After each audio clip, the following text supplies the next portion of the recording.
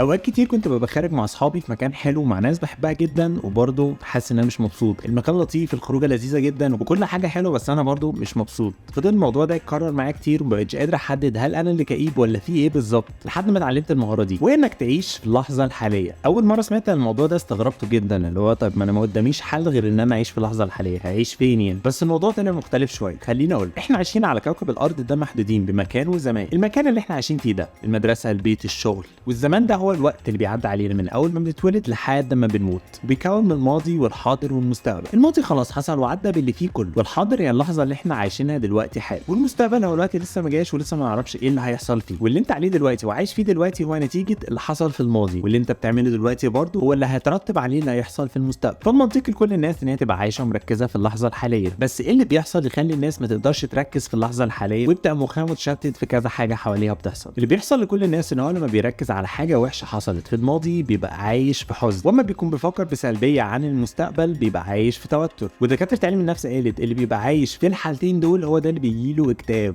فعشان كده مهم جدا تتعلم ازاي تركز وتعيش في اللحظه الحاليه، وده يسبب لك حاجات كتيره قوي حلوه في حياتك. اولا هتحس ان انت بقيت مبسوط اكتر، مركز اكتر، فريش اكتر. هتبقى انت المتحكم في تفكيرك، اللي هو انا مركز هنا والان بس. فاي فكره وحشه تجيلك عن المستقبل مش هتفكر فيها، اي فكره وحشه عن الماضي برضو مش هتفكر فيها، وهتبقى مركز في الحاجه اللي انت عايشها دلوقتي. هتعيش كواليتي تايم اكتر. لو انت قاعد دلوقتي مع اهلك كل تفكيرك ايه اللي حصل في الشغل او ايه اللي هيحصل بكره، تلاقي وقتك بيعدي وانت قاعد معاهم بجسمك بس، مش عايش معاهم بعقلك. وممكن نص ساعة تبقى قاعد معاهم بتركيز أحسن بكتير لما تقعد معاهم يوم كامل وانت عقلك متشتت في كذا حاجة تانية. ازاي بقى تعيش في اللحظة الحالية؟ لازم تعرف ان دي مهارة زي اي مهارة تانية، بتحتاج منك انك تكون فاهمها كويس جدا وتبدأ تتدرب عليه عشان تقدر تعملها بطريقة صح. فمن أبسط الحاجات اللي تعيشك في اللحظة ان انت توقف تفكيرك عن اي حاجة تانية وتركز في حاجة واحدة بس. مثلا انت قاعد في البيت، ابدأ بص حواليك، شوف حاجة واحدة بس تبدأ ركز فيها. مثلا السرير ده اتعمل ازاي؟ مين اللي عمله؟ اللي عمل التصميم ده عمله ليه؟ طب الناس زمان في الماضي كانوا بيعيشوا ازاي قبل اختراع السراير؟ كل ده انت بتخلي عقلك يركز في اللحظه الحاليه، بتفصل تفكيرك خالص عن اي حاجه حصلت لك او هتحصل لك او اي حاجه بتشتتك في حياتك.